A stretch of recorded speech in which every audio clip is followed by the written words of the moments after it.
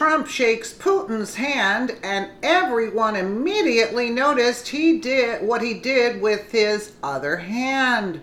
By Frank Lee for RWN Official.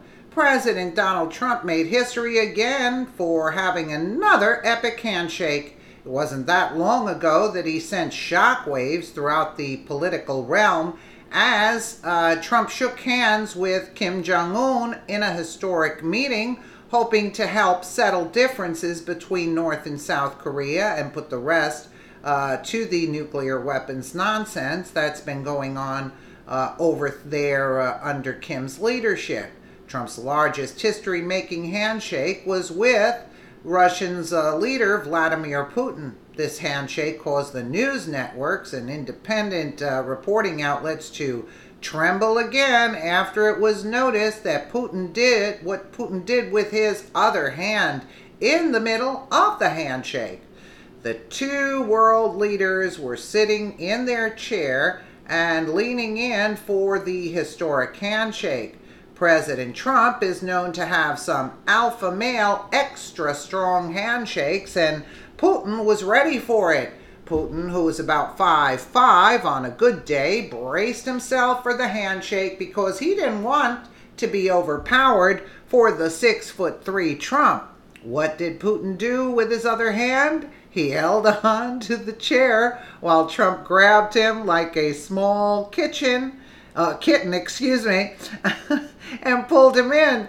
Putin held on for dear life, grasping the chair so he didn't get pulled out of it and fall on the floor on television or video. Yeah, I can notice that. Like, that's kind of funny.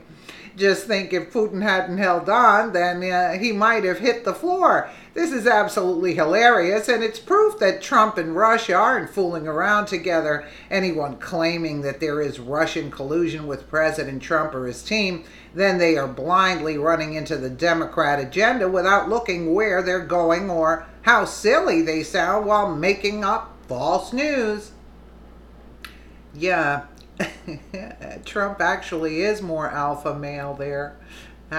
Look at him. Yeah, like a lion actually. And Putin is actually quite strong too. So what does this tell you? Putin's hard man strategy for the Donald Trump power handshake revealed. It's quite funny, I think. Donald Trump practically patented the power handshake but self-styled hard man Vladimir Putin is a tough match even for the U.S. president. Other world leaders have been wrong-footed by Trump's style, where he yanks his sparring partner's hand towards him. Yeah. So it's no surprise the Russian president, whose regime is accused of a nerve agent, on UK soil, came prepared today. That's a bunch of malarkey done by the UK there. Lo and behold, Putin appeared to be bracing himself firmly against his chair with his left hand as he shook hands with Trump at their summit in Helsinki. The veins even came up in the Russian president's gripping hand, and he kept a solemn look and nodded once at Trump firmly. In the end, it seemed Putin had nothing to fear, as Trump was in good spirits, even appearing to give Putin a wink. The U.S. president described the Russian World Cup as one of the best ever, adding, in the U.S. we call it soccer. I watched quite a bit of it, and I watched the entire final, the semifinals, and they were really spectacular games, but it was beautifully done, so congratulations.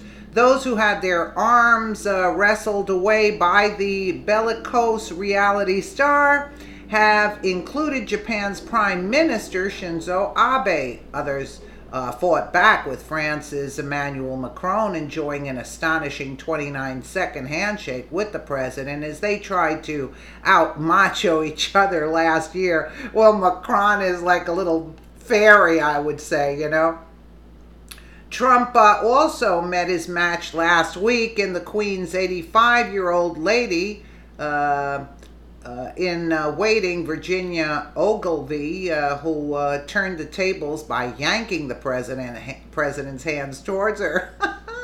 President Trump was also facing some minor backlash by people searching for a story when they claimed he purposely walked in front of the Queen. That's also incorrect, as he can be seen simply walking and not really sure which way she was going.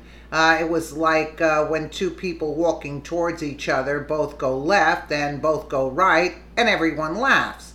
It's completely innocent, accidental, and funny. Meanwhile, the liberals and hateful anti-Trumpers will just make up stories about every little thing that he does because that's all they are good at.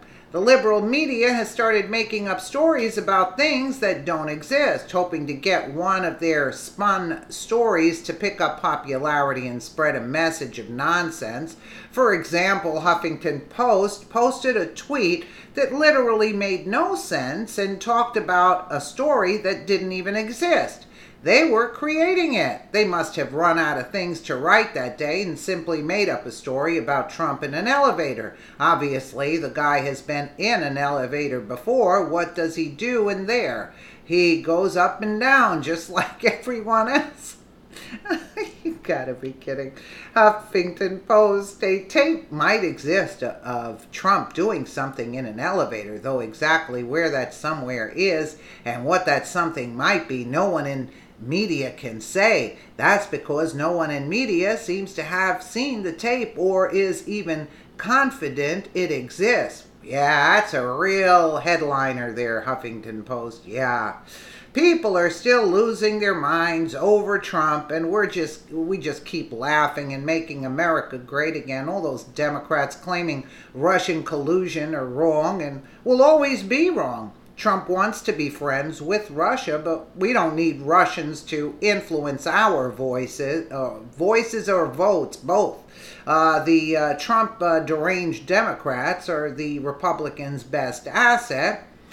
We know who to vote for, and it's not some far-fetched anti-American on the left. That's for sure. Wow, what a headliner, Huffington Post. They must be desperate, you know what I'm saying? They must be desperate. Let me know what you guys think in the comments below. And again, thank you so much for watching.